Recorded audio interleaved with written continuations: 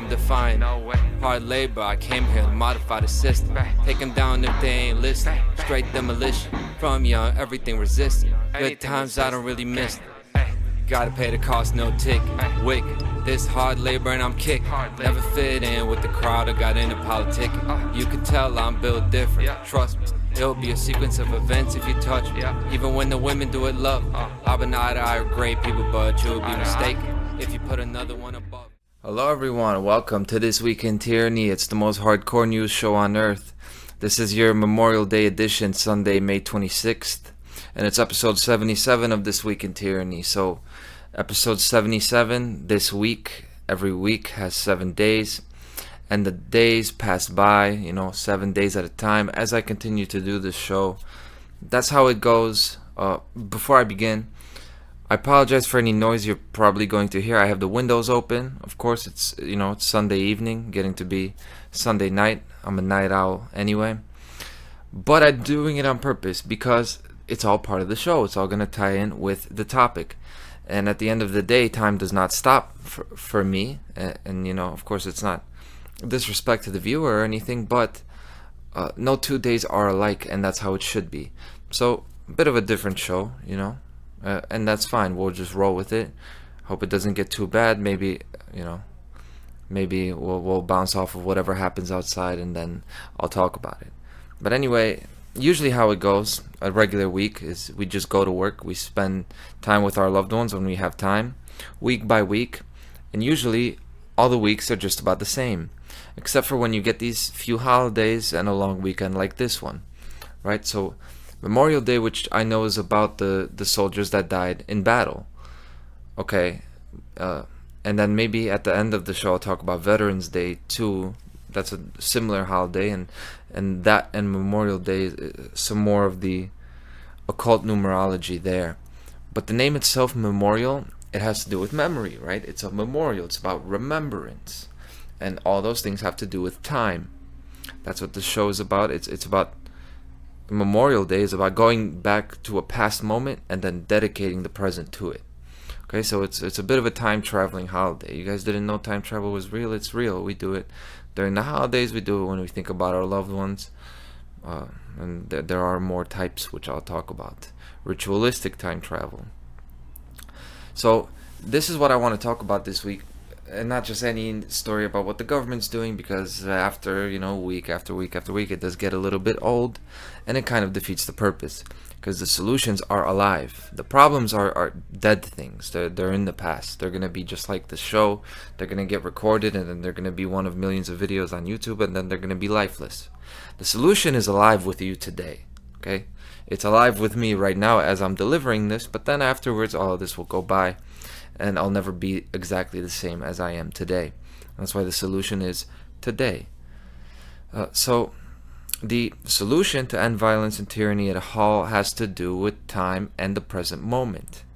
Okay, so I'm going to talk about a lot of abstract, tough concepts. They're not that many abstract, tough concepts, but it's going to be a little bit, a little bit woo-woo, up in the air, because they're abstract. We're governed by them, so it's hard to understand them. The world is governed by space and time. So when you're trying to grasp the idea of space, like the extent of the universe and how vast it is, that's pretty tough. It's pretty tough to imagine. Same thing with time. Time is a pretty difficult thing to imagine. Conversations about time get to be funny if you have them. I've been part of them, and you get stumped talking about time and trying to explain it, because they are the ruling forces. They're kind of these two pillars that the world is founded on or governed by. So the world is governed by those, but our spirit and our consciousness, where it comes from and where our spirit and consciousness will return, is not. That's not governed by space and time. But while we live on Earth and we are entangled with the beautiful creature and beautiful concept that is the Earth, we are under that rule of space and time. Okay? That's not a bad thing, it just is. We're young and then we age. We're not so young no more. Despite how we feel about it, what time does is it steals our potential away from us. We still have that potential. We're still in essence what we've always been.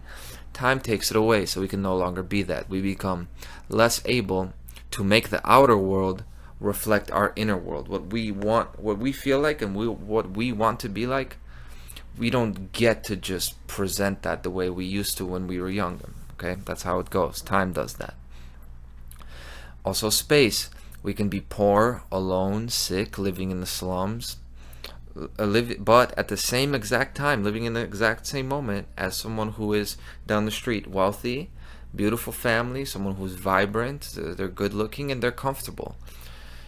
You're breathing the same exact air, living in the same exact moment, but they're only separated by space, in the sense that, yeah, where they live, what space they occupy, and if in their bank account, is it 6, 7, or 8 digits, or only 2? In the other one, they have only 2 bank accounts, 2 zeros or numbers, digits in their bank account. And the point is not whether or not that's fair or deserved or undeserved. The point is actually how incredible life is, that so much of it really comes down to just being at the right place at the right time. And you can ask anybody who's super successful or super unsuccessful. They'll tell you about, the crazy moments that happened to them, how they met their wife, or how they, got their start in business. Or you talk to somebody who's at the other end of the stick, they'll talk about what bad luck they had, that they were going to do A, B, and C, but then they lost their job, and then they got hurt, and then it started them down this path. It really does happen this way. And I speak about this because this idea of being in a particular space at a particular time, that's what I'm calling timing. Okay, so when I talk about timing, that's what I'm talking about. And timing, that's the difference between beautiful music and annoying noise. The difference when this show comes out and the noise you're hearing from the window, is it going to be like a nice ambiance, a cool atmosphere, or is it going to be something that totally takes away with what I'm trying to do with it? There's kind of like a black box. You don't really know. I don't know this at the moment, how it's going to be received, but the difference will be timing. Not just when a noise occurs. I don't just mean the time, but in a given time and space, and what situation you're in, what situation I'm in, the volume levels, and all these different factors and variables that go into it, how that ultimately hits, okay, how it comes across, is what I'm calling timing. And that's how it is with music. The same artist playing the same instrument can create 2 completely different polarities, doing the same thing, all just depending on where and when that note exactly goes, how it plays. Okay, and that's the world of difference. Just little details, It's like a hockey game, it's like overtime. The game could play a certain way the whole time, but ultimately, when that overtime starts, the next goal wins, and you get a particular bounce, you get a tip, and the puck just bounces 2 inches this way instead of that way, and that changes the whole world. Okay, it changes the entire series, and that's the difference between life and death. It's timing. And I've talked about everything on the show. I've talked about knowledge. I've talked about willpower, courage, all these solutions, all these problems, but all of these things, especially things like willpower and courage, they come from a primordial origin, where all rights and values come from. And where do they come from? It's presence. It comes from presence, being in the present moment, in a given time and space. And that's one of those things that the more you talk about it, the more you fail to convey it. It's one of those things, right? The essence of what I'm trying to explain is it can't really be explained. You kind of have to feel it, right? Not just feel it, but it has to resonate with you, and in a very serious way. But to explain this more, like when you think about every little thing you've done or didn't do, you take yourself out of the present moment, which is where you need to be right now, in the present moment. So thinking, when we talk about overthinking, your mind is clouded, usually it takes us out of the present moment. And if I right now check every file in my brain for the perfect language to convey this concept, I'm probably going to counterintuitively make myself look like a dumbass, and I'm not going to be able to find the exact words to really carry that through to you, because I'd be taking myself out of the present moment. And this is why you can ask any performer, you can ask any athlete, or just regular people who are very good at what they do or who have done amazing things. You ask them, how did you do that? How come you just did that backflip? How do people do backflips? Well, you just got to kind of do it. You just kind of got to go for it. That's what I'm trying to explain with thinking and feeling is what I'm doing right now. So that's a way of thinking that takes you out of the present moment, but there's a thinking style that puts you in the present moment. It's that kind of zone where you can anticipate what's going to happen. And if something happens, if you're in that zone, in that mode of thinking, you'll be able to incorporate it into what's happening, and it'll come across as effortless.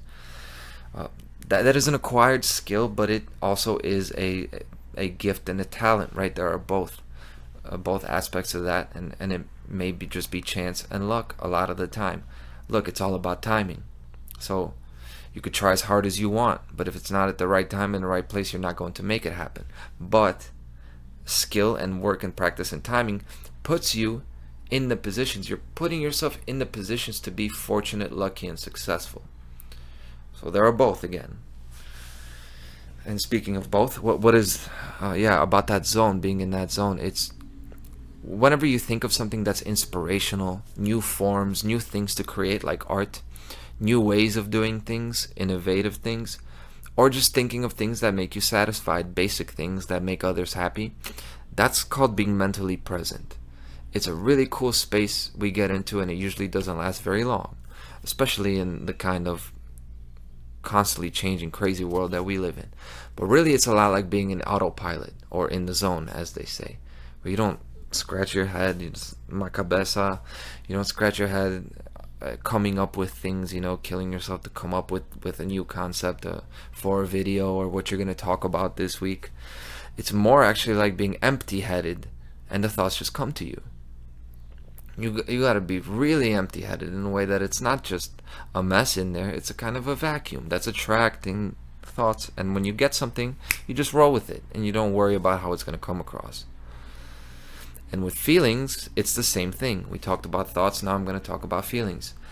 Most emotions, they take you out of a given moment, whether it's anticipation or hope for the future, or when it's the past, it's usually shame and guilt, thinking about what you've done, or dread of the future as well, right? It goes both ways.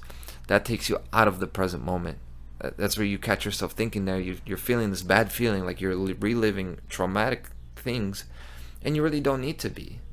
You could be having a completely different experience right now, but through your emotions, you're experiencing something bad that happened, or something bad that hasn't even happened, and something maybe that you're going to make happen with your overthinking and putting yourself in that future situation that hasn't occurred yet, but that is a bad outcome that you may just make happen with your feelings. But there are a few emotions which are precisely what being in the moment is all about, and one of them is confidence. And it's not usually thought of as an emotion, but there's a feeling associated with that. Like confidence, it feels a certain way. It's a kind of feeling that you absolutely deserve and expect all good things to happen to you and all bad things not to happen to you. That's confidence. That's what it feels like. And that's what people need to feel in order to be free. We're really coming at this from the wrong direction. It turns out maybe Patrick Henry and Thomas Paine and Rudolf Steiner, maybe we were all wrong. Maybe we can't just tell people about freedom and explain all these things to you, because you really need to just feel confident. You got to love yourself. People have such a low view of themselves and low self-image, and when you do, you never feel this. And I know this from experience. I think most people can say that. I felt that confidence, and I've also felt that low view of myself where you don't expect anything good to happen to you. You'll be looking at it's not to look to be shallow and comparatively look at appearances, but I'll say it anyway since I already started saying it. You look at a girl like a few years ago, I'd look at someone and be like, man, damn, I wish she's out of my league. And then at another time I'll be like, what the hell was I thinking about? Let's go. Why shouldn't you get that? Why shouldn't that person like you? Right? It's a confidence thing. It's not arrogance, it's confidence. A big difference. But if you never feel that for yourself, then how can you ever feel courage or love if you don't actually love and respect yourself? This is the whole thing I talk about with selfishness, but I need to call it something else. Like, it's enlightened selfishness. It is. It's not selfishness to be shitty and still want good things. It's the idea that I'm gonna get good things because I'm gonna be the shit in a good way. I'm gonna be a person that deserves good things. That's selfishness. That's constructive. It's good for everyone. It makes other people be like, damn, I should really take care of myself like that guy is doing. Then I can have, more nice things. That would make the world a better place. Confidence always makes things better. Always. That's one of the emotions. The other emotion like that is love itself. When you're in love with someone, you think about them every moment of every day. So time will stop. In the classical sense, time stops. And every moment becomes the present moment. You could find yourself neglecting your life completely when you're in that state, right? Because all you're thinking about is them.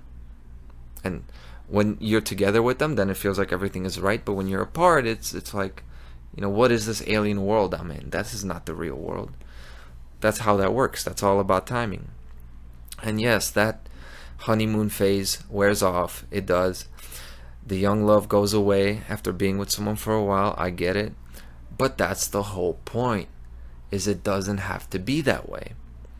Why would you accept that this is just the way humans have always been and that's how it always will be? I don't buy that. It's like the quest for freedom. It's a journey to work towards a world where the best things in life don't just last a brief moment or 6 months.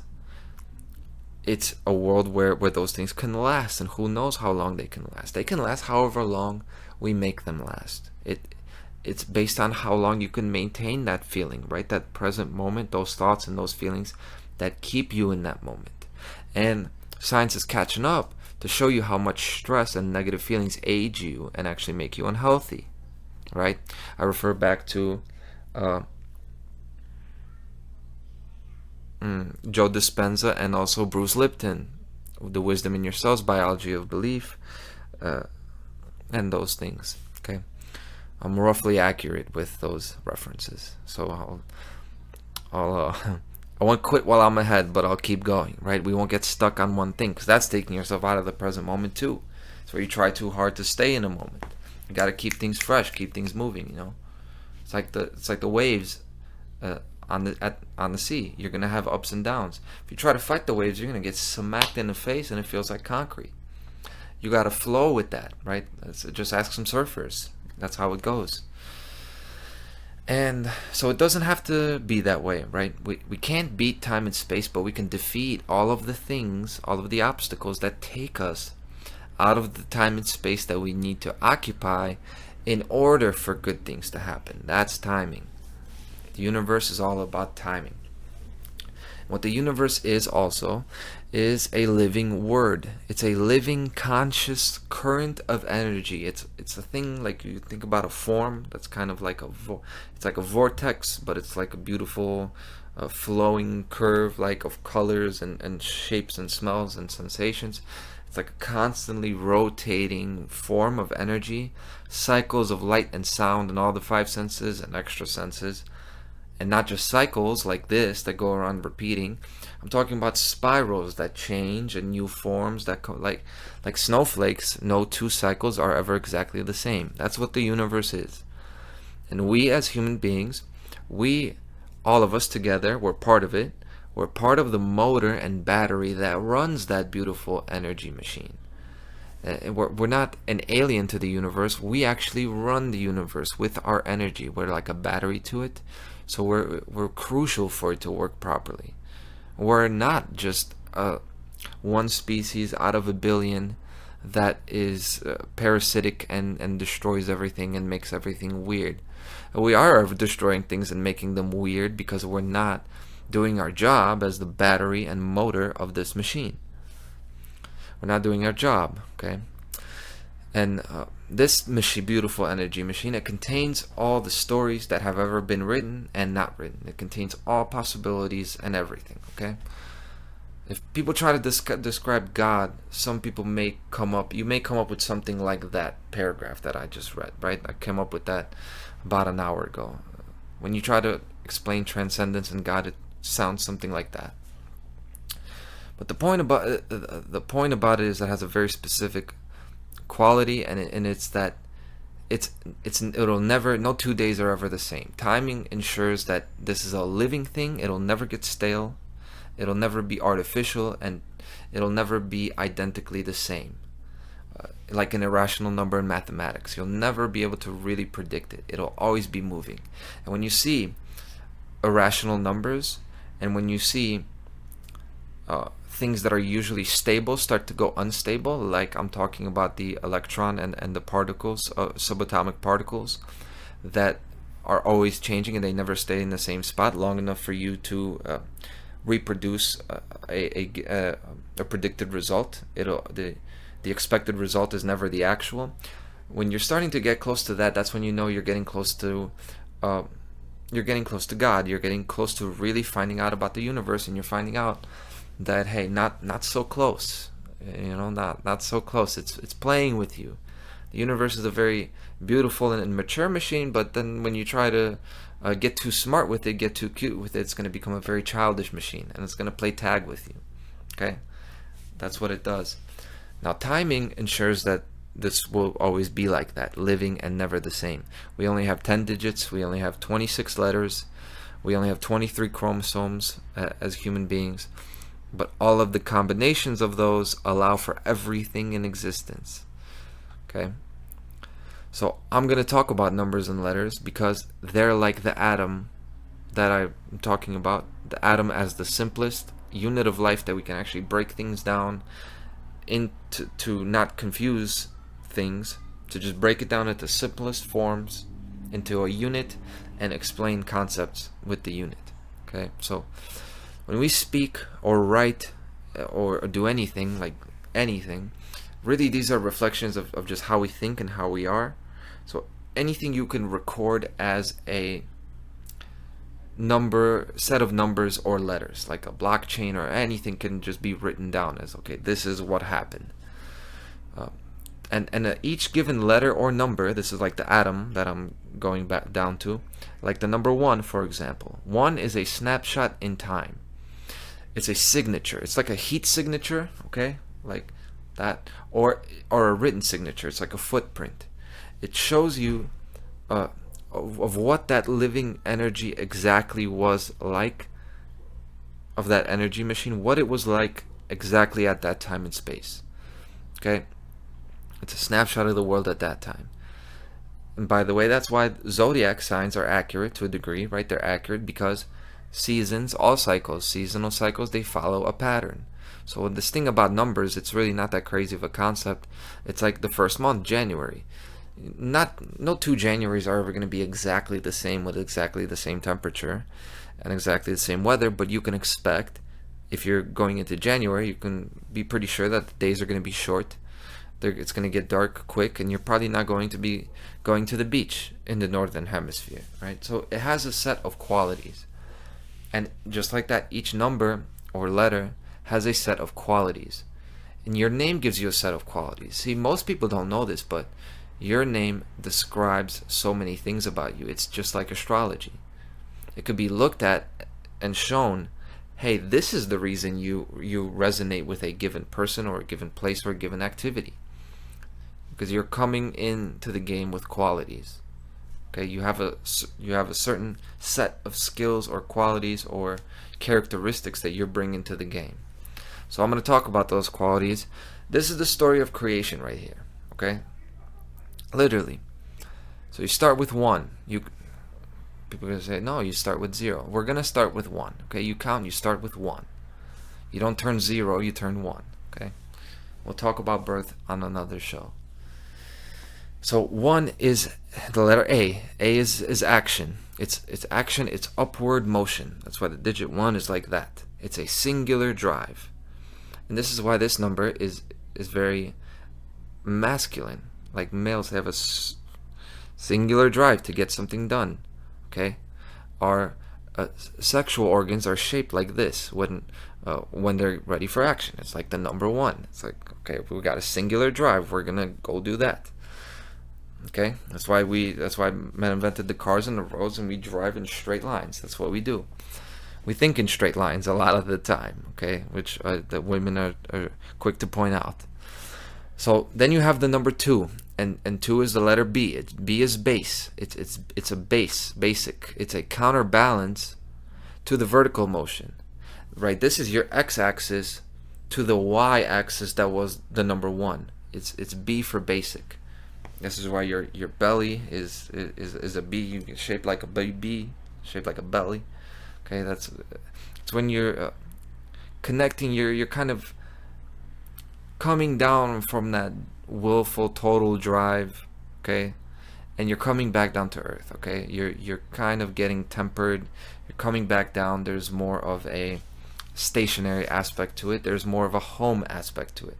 Okay, and this would be now a very feminine force, whereas the one would be a masculine force. That's how it goes, right? This is the story of a boy growing up. You're young, you want to do everything, you go crazy, and then you meet a nice girl, and she kind of brings you back down to earth a little bit. That's how it goes. Now the number three, or the letter C, is C for concept. This is the child, another C word, children. That is the number three. It's shaped like two C's, right? Backwards, two C's. Lots of change. As I'm talking about the numbers, think of them. If you recognize the 7 chakras, they correspond with that. The number one responds with the ground, being connected to the ground, and your whole body is like the number one. Then 2 is your base. These are really your general area. These are all your drives that connect you to the earth, right? They connect you to they're basic. Let's say base, right? Base instincts, hunger, the sex drive, also being fatigued. Just be base. You gotta go on your bed, another B word, and just chill, relax. But C is the child. There's a lot of change. So this is where we're going up to like the belly area. This is where your emotions are. And C, this is the first curve. Curve in the sense that A is your active force that goes like this. B is the force that brings the active force down, right? So B is like a line, okay? So and C, it's like it takes that energy and those two forces, and it's curving, and this is what the shape of the C comes from. And this is why C is conception. When you conceive a child, those are C words. And a child in the womb is in the shape of a C, right? C, it's a child in the womb. That's what it is. And those 1, 2, 3, it's easy as 1, 2, 3. Well, that's the family unit. These are your basic 3 building blocks. And we as humans, we have these as parts fundamentally of our consciousness within us as thoughts, emotions, and actions, right? Those are the 3 aspects. 4 is balance. 4 is door. That's why 4 rhymes with door. It's a portal. It's a doorway or transition.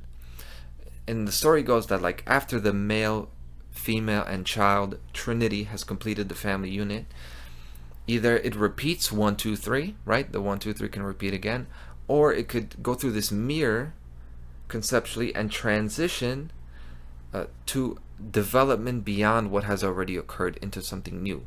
And this is why that C, which is facing in this direction, it goes through a door. That's why a D actually is a C with a line, meaning it'll be like this if you're looking at it from your perspective. So the C going up to this mirror or doorway, when it goes the other way, and that shape now facing the other way, you'll see the letter E. The letter E, lowercase, is just like the letter C, but just on the other side of a line. Now, I didn't come up with that. Of course, my friend Dan Alexander came up with this, and that's why I smile thinking about the hand movements and how to make them, look good in a video. That's going to be a really long video. But I'll talk about him in this, so giving a shout out where it's due. Why wait for that? So either you can continue the cycle or develop into something new. So that's why 4 goes into 5. 4 is green, and the heart chakra is here, right? Because the heart is what connects what? The spirit and the body. the lower and higher worlds. And it is through the heart, through both will to act, the heart pumping blood, right, and through love, through all those things are associated with the heart. And that magnetic energy that calls the will back to base, home, right, base, both of those are part of what we call love. So it contains both this and this, okay? But it doesn't happen without the child. It doesn't happen without the family. This is what, bonds man and woman together. Okay, it's the idea of creating. That's why creating is also a C word. When you create something new, you're getting together, you're taking those primordial forces and you're creating something that didn't happen before.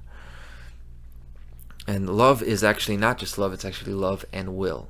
Okay, so it's a combination. So when that C goes through that doorway and becomes E, that is expression. That is how, like, say a child is now maturing and is trying to create something different. This is your story of maturation. You want to express, and this is E, is your throat chakra. You're here. So 5 is really all about the voice and being vocal. And V, by the way, is the Roman numeral for 5. And of course those things are all connected. I'm not going to talk about all of them because it's impossible. It's possible, but not in one episode. And it's like 7 o'clock. So the C comes out of the doorway to give birth to something new. By the way, the birth, like the umbilical cord and the idea of the womb, that's the 4. But the C comes out of that doorway and you give birth to something new.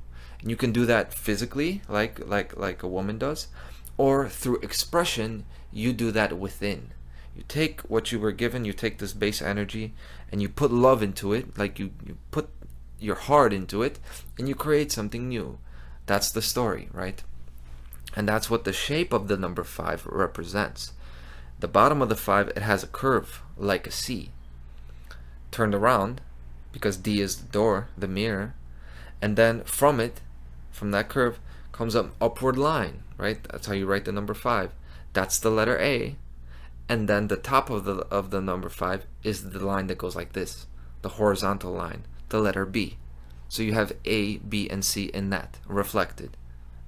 Okay, and that makes sense because expression is what recreates the family again, not in the physical sense, but we're in the higher worlds now. That's why this is the story of creation. Okay, somehow we're going to need to explain everything that ever happened through those basic numbers, and that's how it goes. So this is bringing in something that was not there before. It's the act of speaking something into existence. Okay, and 5, I said that the emotions were here, right? You could say that 4 is where you feel emotions in your heart, but really it's a connection between your emotions and values. Yeah, so 5 brings the emotions into a higher realm, and that's what art does. That's why 5 will always be a very creative and beautiful number. And I've talked in episode 51 actually about the connection between 51 and 77, and I talked about the Venus cycle, how the planet Venus makes this 5 beautiful petals, it makes these petals in the sky in the Fibonacci sequence, and the number 5, which is the human being, and the proportion of that, and the pentagon and sovereignty. If this is your first episode you're watching, you're like, damn, this guy's nuts. But that's fine, you guys are not going to be watching this for the first time. This is for the people who have been here. Okay, I've been thinking about episode 77 for a while now, so let's do it like that. So 5 is really creation, art, creativity, a lot of C words as well, because it is just a C reflected into another realm. Now 6 defines structure. 6, again, just like the base tempers the active, the form tempers the expression. 6 is the letter F for form, right? The form F tempers the expression E. That's why it comes after it, and it gives a definite vehicle to that expression, and it puts it into a form that it can hold up and last. It's like a shell.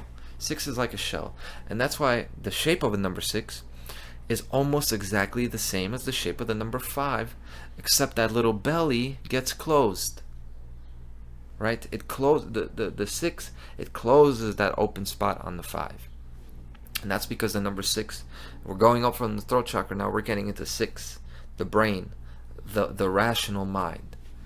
This is why 666 is supposed to be the number of a man, because this is the stage currently that mankind is at this stage of development, where we are civilized. We've got kind of a grasp on civilization. We kind of know how to get water to go through and do some plumbing stuff. We kind of know electricity.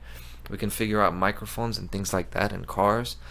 But we're really lost in a grand sense, right? So this is kind of like our obstacle now. It's like, okay, we figured out technology. 6 has a lot to do with technology. And that's why when you type in www, World Wide Web, W is the 23rd letter, so you do 2 times 3 is 6. People have mentioned that represents 3 6s. And whether or not we can help it, through the way we think, as long as we are very linear thinkers, we're going to recreate the 666. It's just going to happen, because, like I said, this is an energy machine, and this is the story that we're writing with our energy. So this is why the 6 represents that structure. Okay, now 7, now we're getting into the crown chakra, and 7 represents the crown. It's actually outside of the body, and that's because 7 is like where you transcend. It's a transcendent number. It's the completion. And 7 is redemption. It's making things right. And the 7th letter is G, right? God. That's the 7th letter. It's God. It's generation, right? The generations, and it's Genesis. That's why God made the world in 7 days. That's why we have so many 7s, right? 7 days of the week. And even a thing like the 7 chakras, the reason it works is because of this, because 7 is that number. Remember, taking it back to what I was saying, it's just that is the quality of redemption and completion. And when you finally figure this out and get in that right time and place again, and now you're in there and you're in that zone, that's 7. And I'm not making up a new creation story. That's the same one that's in the Bible. It's just written differently. It was understood differently by people in that time period. It was given to them differently, right? But we're progressing, and this is the way I understand it today. So this is how I'm saying it today. The number 7 represents creation. Not in the way that it is with the 3, but that's how it is with children, right? How often are children so radically different from their parents in a funny way?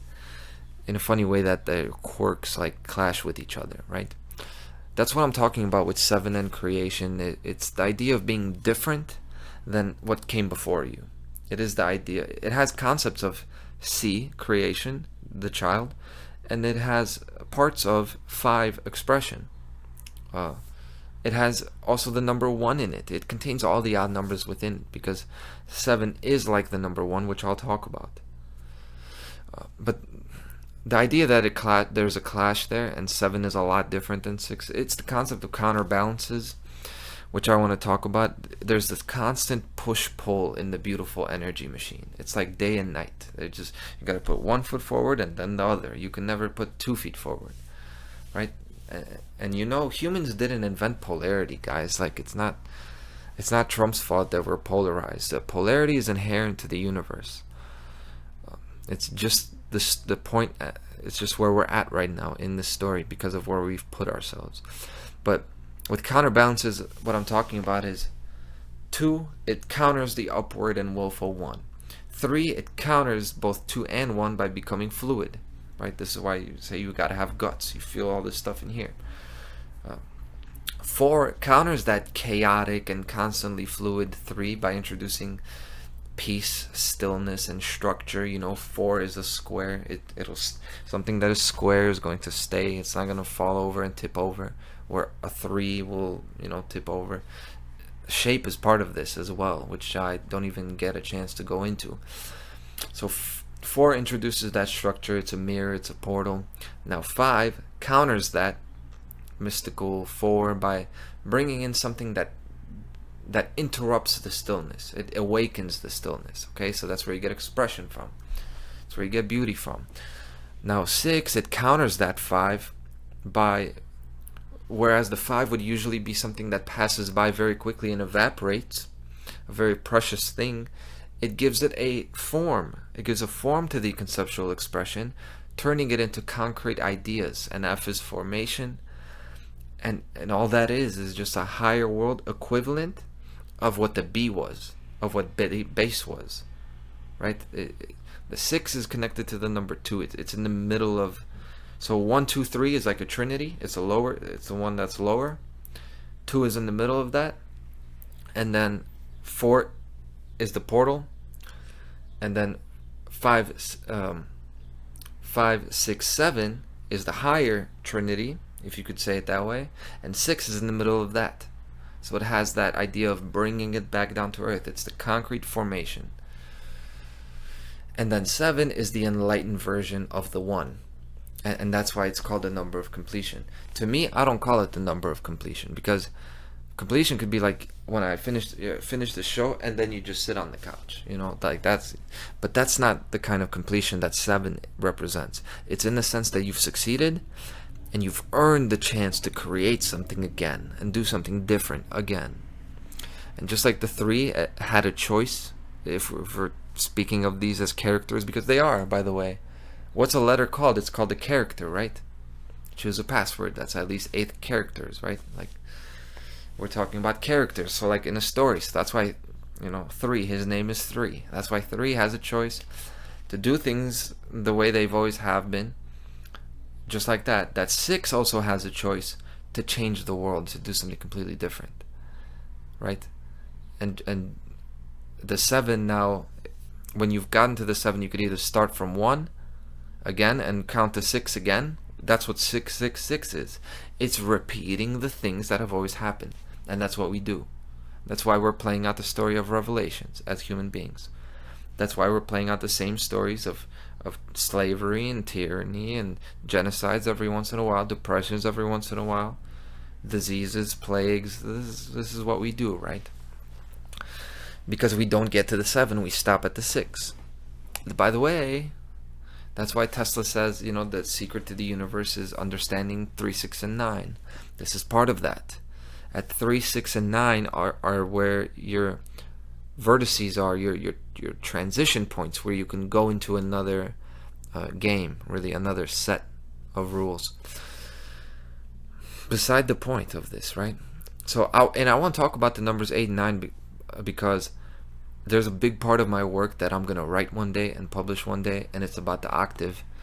And it's my main idea that there are only actually 7 digits, actually.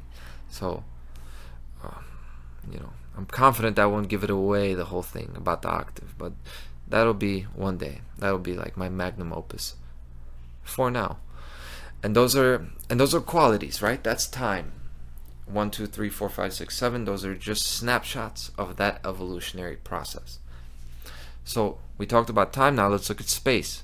Well, space is when you combine letters and numbers to make words and sentences, and that's what shows you what qualities were present over what periods of time and how did they change and what did they do, right? When you're telling a story, it's like, what did the characters actually do? That's where you write all those sentences in the book.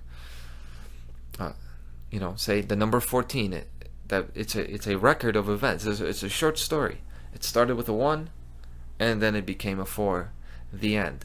Right? That's a very basic story, but it is a story. It's a record of events. So when we talk about the number 77 this episode, and we're talking about the number 7, we're talking about 77. It means it's occupying the same space over a period of time. Or at the same time, it's maintaining its same quality, its 7ness, despite the obstacle of spatial separation. That second one is harder to understand than the first, right? But it's the same thing essentially. So 77 means generated upon itself, generating in place. I didn't come up with that phrase. Dan Alexander came up with that phrase, but that's exactly what it is, right? That's what it means to stay in the present moment. And that's why 777 is the lucky number. That means jackpot at the casino. Why do you win by repeating 7s? You don't win by repeating 2s or 3s. Well, it's because when you're in that zone of being in the present moment, then you would actually win everything, and luck would be on your side, and the universe will smile back on you. That's why people. That's what luck is. That's what fortune is. It's a reflection of the loving qualities that are put into that universal energy machine. And am I saying that if you just think the right way and you love the world, that you're going to get lucky and you're going to win the lottery? Clearly, that's not how it works, right? This is a complicated machine. We've made it complicated. It's intertwined. There's a time delay. There's a whole set of factors, right? There are a lot of sentences and words in this story for me to, than to claim that it's that simple. But those 777s and 777s, that's part of it. Another 77 is the Hebrew word for strength and courage, and that's the word Az, or Oz, right? That's why in karate, I remember I was in Kyokushin karate, you hit it, you go, Us, it's Os, it's like it's very, very strong utterance, yeah? But in Hebrew, Ayin, which is the O, Ayin makes a sound, right? It's one of the vowels. It's not that it's a vowel. Hebrew is complicated. They're consonants, right? But Ayin is the 16th letter. 1 plus 6 is 7, and its gematria value is 70. Okay? Then the letter Z in Hebrew is Zayin. Ayin and Zayin. And Zayin is the 7th letter. So its value is 7. 70 and 7. So its value is 77. And there's a guy that wrote a book called Liber Az. It's a poem. I'm going to call it a poem because it is. It's called Liber Az, the book of the strong, right? It says in that the law. This is the law of the strong. And he, by the way, Aleister Crowley, also created Thelema, which it's talked about. Love is the law. Love under will, and both love and will are the number 7, which I'll get back to. Liber Az is one of the most amazing things. It's a poem that goes, man has the right to think what he will, to sleep with whom he will, and eat what he will. It's a statement of all kinds of rights and freedoms that man has. And then the last line is, man has the right to kill those who would thwart these rights. So, okay, I'm going to go to love and will now. Both of those have everything to do with the present moment.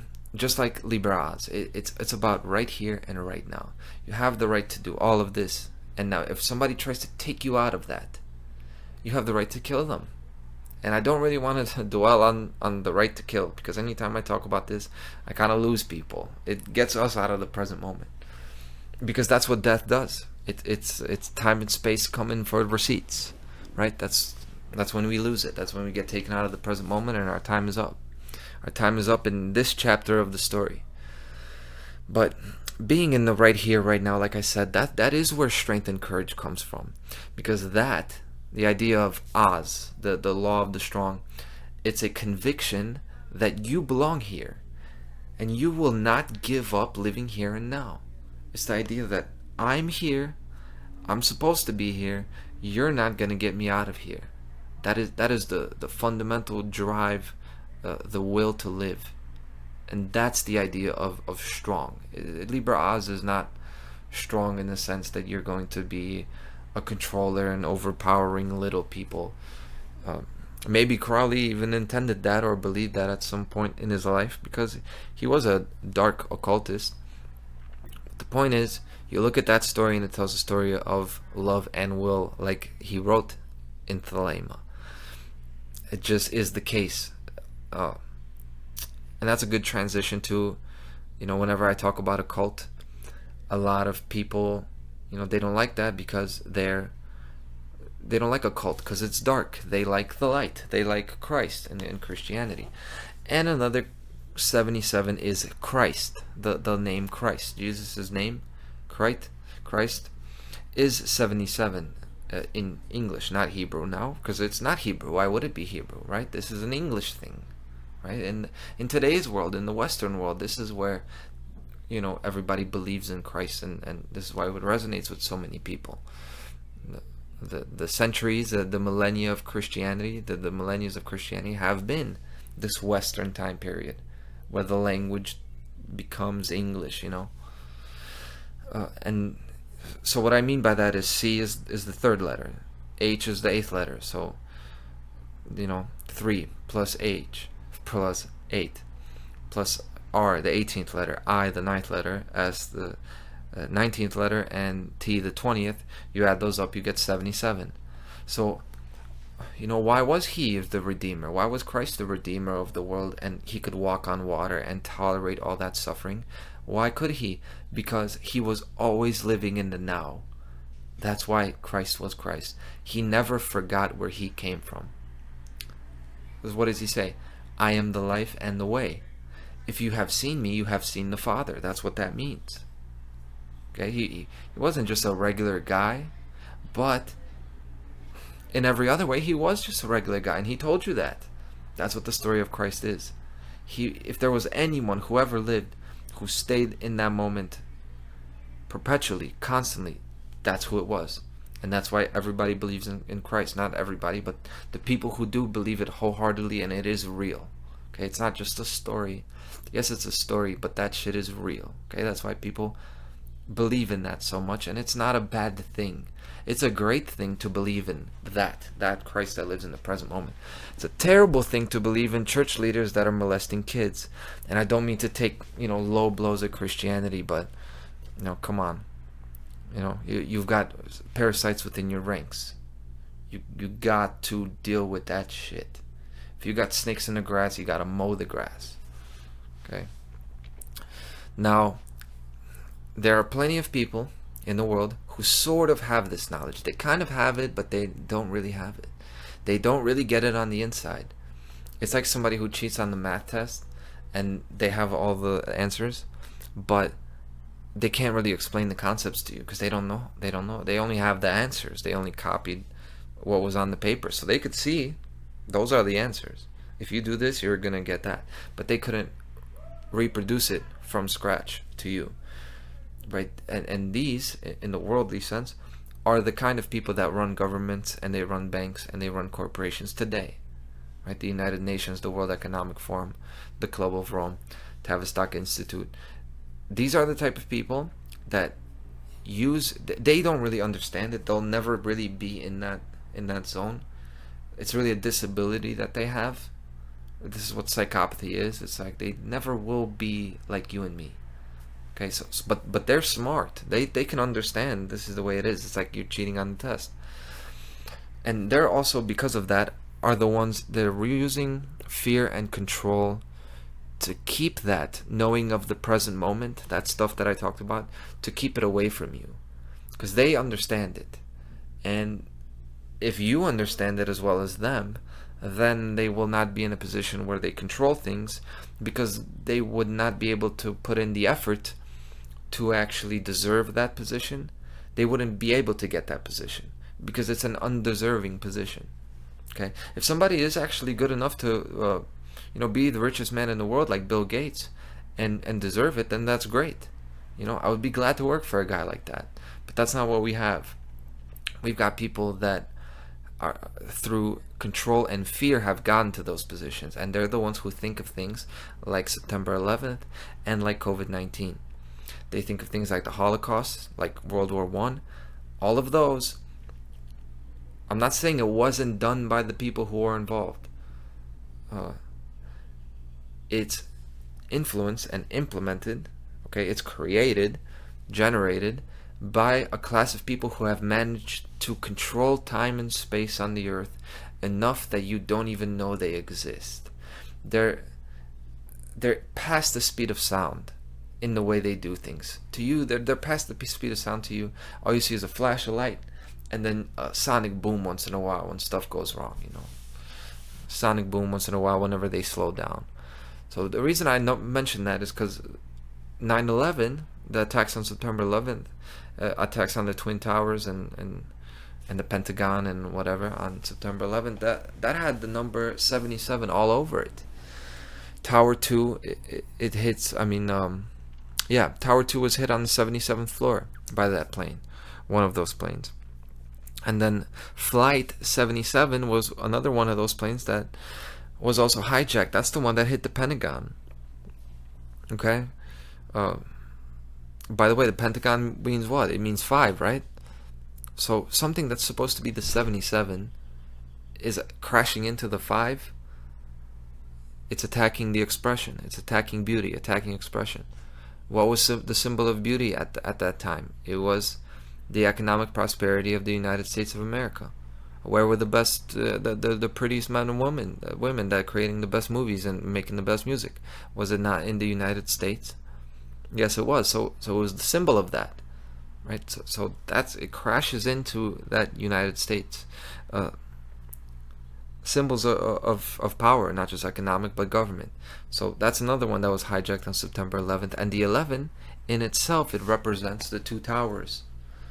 And I'll talk about 7 and 1 both representing a raised pillar. So when you think about September 11th, well, just when you write the numbers, you got the 11s, you got the will, right? All this willful energy that was here in the United States. Well, they crashed down, right? Through their controlled demolition. And Building 7 was the third, right? It was a smaller one. It was called Building 7. So 2 1s and then a 7. And that represents the middle pillar. Very an occult concept, right? 9/11 was the death of optimism and this light-hearted, wondrous viewpoint. This kind of, it's when you could no longer travel through the airport like you used to, right? Now you're getting strip searched at the airport.